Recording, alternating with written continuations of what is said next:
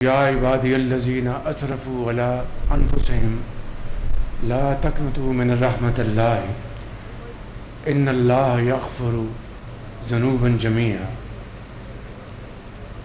قابل احترام محترم امیر مقام صاحب،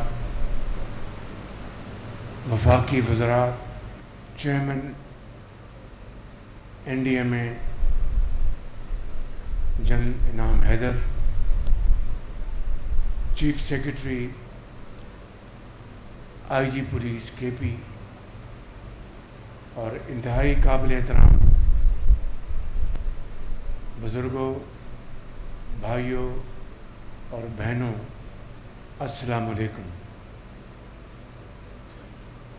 آج میں یہاں پہ آپ کے پاس حاضر ہوا ہوں، آپ سے جو یہاں پر موجود جن کے عزیز و اقارب حالیہ آفت کے حوالے سے اللہ کو پیارے ہو گئے، میں ان سے سب سے اپنی طرف سے اور حکومت پاکستان کی طرف سے اور یقیناً صوبائی حکومت کی طرف سے اظہار افسوس کرنے آیا ہوں، اور ہم سب اللہ تعالیٰ سے دست بدعا ہے کہ آپ کے پیاروں کو اللہ تعالیٰ جنت الفردوس میں جگہ عطا فرمائے، اور آپ سب کو، آپ کے گھر والوں کو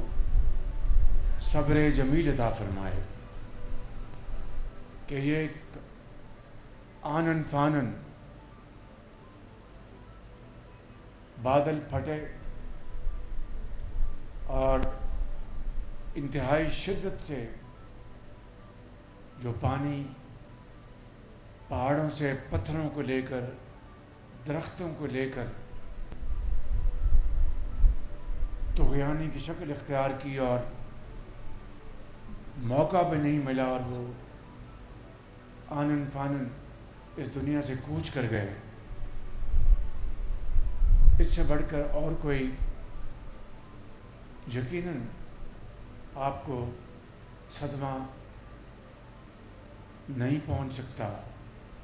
میں سمجھتا ہوں کہ یہ کہنا آسان ہے، کرنا مشکل ہے، کہ صبر کی تلقین ہمارا دین اسلام بھی دیتا ہے، لیکن صبر آنا یہ کوئی آسان کام نہیں۔ صوابی میں، شانگلہ میں، بنیر میں، سوات میں، لوئر دیر میں، باجوڑ میں، جنوبی وزیرستان میں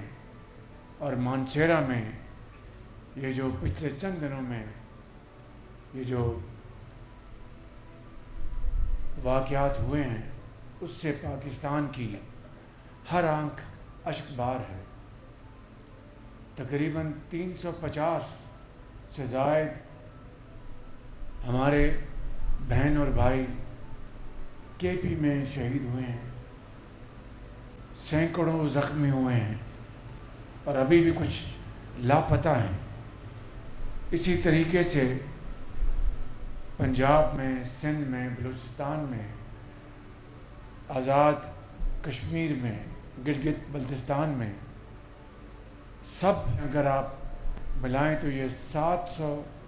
سے زائد ہمارے بہن اور بھائی اللہ کو پیارے ہو گئے ہیں ان حالیہ طوفانی بارشوں میں۔ مجھے یاد ہے میرے بزرگوں، بھائی اور بہنوں، 2022 میں بھی اسی طرح کی شدید آسمانی آفت آئی تھی، جس میں صوبہ سندھ میں لاکھوں ایکڑ زمینیں، فصلیں تباہ ہو گئی تھی، لاکھوں گھر سندھ میں، بلوچستان میں، اور اس کے بعد اس کی شدت کے پی میں بھی تھی، اور پھر کچھ پنجاب کے بھی 1-2 اضلاع تھے۔ اور مجھے یاد ہے کہ میں پاکستان کے چپا چپا میں جہاں تک انسانی حد تک ممکن تھا میں پہنچا تھا، اور اس وقت وفاق نے صوبوں کی امدادی رقوم کے علاوہ 100 ارب روپیہ وفاق نے جہاں جہاں یہ تباہی آئی تھی وہ رقوم ان کو مہیا کی تھی۔ آج پھر وفاق صوبوں کے ساتھ مل کر یہاں پر کے پی میں جو ہمارے وزیر اعلیٰ ہیں، ان کی حکومت، چیف سیکرٹری بیٹھے ہیں، آئی جی بیٹھے ہیں، کے ساتھ مل کر ہم اس طوفان، اس چیلنج کا مقابلہ کر رہے ہیں۔ اور میں نے یہ واضح ہدایت دی ہیں، واضح، کہ اگر کوئی سڑک، اگر صوبے کی سڑک ہے یا کوئی ڈسٹرکٹ روڈ ہے یا پھر کوئی نیشنل ہائی وے ہے، اس میں نے کہا کہ کوئی تمیز نہیں کرنی۔ آپ نے صوبائی حکومت کے ساتھ مل کر، چاہے وہ کے پی ہے، چاہے وہ گلگت بلتستان ہے، چاہے وہ آزاد کشمیر ہے، یا اب کراچی میں بے پناہ کل بارش ہوئی ہے، مل کر ہم نے کام کرنا ہے، اور اس میں کوئی تمیز نہیں کرنی کہ یہ میرا ہے، یہ تمہارا ہے، یہ میرا تمہاری کی بات نہیں ہے، ہمارا ہے، یہ ہماری ذمہ داری ہے مل کر۔ تو میں نے یہ واضح ہدایت دی ہیں کہ جناب گنڈا پور کی حکومت کے ساتھ مل کر وفاق کو ہمیں جو بھی ہمارے وسائل ہیں وہ عوام کی خدمت میں ہمیں اس کو نچھاور کرنے ہیں۔ اس حوالے سے بجلی کے وزیر جناب سردار اویس لغاری، سیکرٹری پاور، وہ اس وقت کے پی میں موجود ہیں، اور آپ کے منیر میں اور سوات میں جو 47 فیڈرز تھے ان میں سے 37 فیڈرز دوبارہ کام بجلی کے کرنا شروع کر دیے ہیں۔ اور کل میں نے ہدایت دی ہیں واضح کہ کہیں اگر بجلی کا بل پے ہوتا ہے یا نہیں ہوتا، ماضی میں پے ہوا یا نہیں ہوا، 1 ہفتے کے لیے ہم ہر جگہ بجلی پہنچائیں گے، تاکہ جو ہمارے جو اس وقت مصیبت میں گھرے ہوئے ہمارے بھائی بہن، بیٹے بیٹیاں، مائیں، ان کو کوئی تکلیف نہ پہنچے۔ لہٰذا جہاں پر یہ فیڈرز فوری طور پر بحال کیے جا رہے ہیں، وہاں پر میں نے واضح ہدایت دے دی ہیں کہ 7 دن کے لیے بجلی وہاں پر ہر گھر کو پہنچے گی، چاہے وہ بجلی کا بل دیتے تھے یا نہیں دیتے تھے۔ اسی طریقے سے جو سڑکیں، جو پل جو تباہ ہو گئے ہیں، ان کو ٹھیک کرنے کے لیے ہمارے جو منسٹر کمیونیکیشن، ہمارے سیکرٹری کمیونیکیشن اس وقت گلگت بلتستان میں ہیں۔ ابھی ہماری ایک بڑی کمپریہنسو میٹنگ ہوئی ہے، جس میں سپاہ سالار فیلڈ مارشل سید عاصم منیر موجود تھے، کور کمانڈر پشاور موجود تھے، چیئرمین این ڈی میں جو یہاں پر ہے وہ بھی موجود تھے، اور متعلقہ ہمارے فیڈرل منسٹر امیر مقام اور احسن اقبال صاحب جو پلاننگ کے منسٹر ہیں، اور جو ہمارے کلائمیٹ چینج کے منسٹر ڈاکٹر مصدق ملک، انفارمیشن منسٹر عطا تارڑ صاحب یہاں موجود ہیں، اور باقی تفصیل سے میٹنگ ہوئی۔ میں آپ کی خدمت میں صرف 1-2 باتیں عرض کرنا چاہتا ہوں۔ 2022 کے فلڈ میں میں نے اپنی آنکھوں سے وہ دل خراش مناظر دیکھے تھے، اپنی آنکھوں سے، نالوں کے، دریا کے سائڈوں پر، بلکہ دریا کے اندر ہوٹل، گھر بنے تھے۔ تو یہ تو دنیا میں، میرے بزرگوں، بھائیوں اور بہنوں، دنیا میں کہیں قانون نہیں ہے کہ آپ اس جگہ خطرناک ہوٹلز بنا دیں کمائی کے لیے، جہاں پر کل اب طغیانی آئی ہے، 2022 میں بھی آئی تھی، اب 2025 میں آئی ہے، ابھی 2 اسپیل ابھی اس کے اور ہونے ہیں، جو مجھے بتایا گیا ہے، چیئرمین این ڈی اے میں نے بھی بتایا، ان کی جو سیٹلائٹس ہیں، انہوں نے بتایا کہ ابھی 2 ستمبر کے 10 تاریخ سے پہلے 2 اور اسپیل آنے ہیں۔ اس کا تو اللہ تعالیٰ سے ہم سب اس کے حضور گر گڑائیں گے، معافی مانگیں گے، اسے مدد مانگیں گے، لیکن جو انسانی جو فاش غلطی ہے، انسانی جو بلنڈر ہے، چاہے وہ ہوٹل بنانے والے کا دریا کے اندر، چاہے حکومت کا آج کی ہے یا ماضی کی ہے، یا کسی افسر کا اس کی اجازت نامہ دینا یا اجازت کے بغیر بن جانا، میرے بزرگوں، بھائی اور بہنوں، اس کی کوئی تلافی نہیں ہے، اس کی کوئی معافی نہیں ہے۔ آج میں یہاں پر آپ کے پاس حاضر ہوا ہوں، یہ نوجوان، یہ بزرگ، یہ ہماری قوم کی بیٹیاں، یہ مائیں، جن کے پیارے اللہ کو اب پیارے ہو گئے، میں سمجھتا ہوں کہ اس سے بڑا اور قیامت کیا ہو سکتی ہے؟ یہ قیامت صغریٰ ہے ان کے لیے اور ہم سب کے لیے۔ لیکن اگر ہم نے اس کا آئندہ کے لیے انتظام کرنا ہے تو پھر ہمیں وہ قانون، وہ پالیسی بنانی ہوگی جس کے لیے میں سمجھتا ہوں حکومتیں ہوتی ہیں۔ کوئی سفارش، کوئی بڑا آدمی، کوئی پیسے والا آدمی، کوئی وہ اپنا وہ اجازت نامہ خرید نہ سکے، اپنا سیاسی یا سرکاری یا اپنا ذاتی روب داب اس کو استعمال نہ کر سکے، تاکہ اس طرح کے واقعات دوبارہ نہ ہوں۔ جو اللہ کو منظور ہے وہ تو ہونا ہے، لیکن انسانی جو ذمہ داری ہے اس کو اگر ہم ادا نہیں کریں گے تو پھر اللہ کے حضور بھی ہمیں معافی نہیں ملے گی۔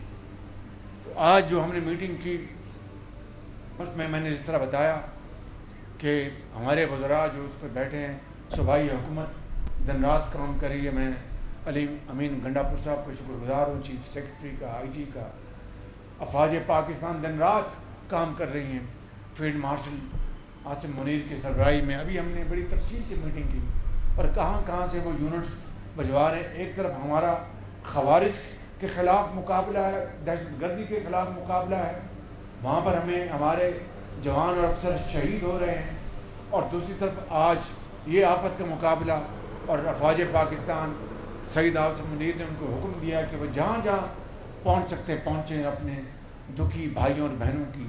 مدد کریں۔ اسی طرح ایف سی وہ پوری کوشش کر رہے ہیں، صوبائی سولین حکومت پوری کوشش کر رہی ہے، وفاقی حکومت پوری کوشش کر رہی ہے، اور پھر مخیر حضرات، اللہ تعالیٰ ان کو دین اور دنیا دونوں عطا فرمائیں۔ یہ الخدمت فاؤنڈیشن ہے اور اس طرح کے دوسرے ادارے وہ آگے بڑھ کر اس نیک کام میں حصہ لے رہے ہیں، اللہ تعالیٰ ان کو اور ہمت دے۔ تو یہ میرے بزرگوں، بھائی اور بہنوں، ہم مل کر یہ حقیر خدمت کر رہے ہیں، نہ یہ میرا ہے نہ تمہارا، یہ ہم سب کا سانجھا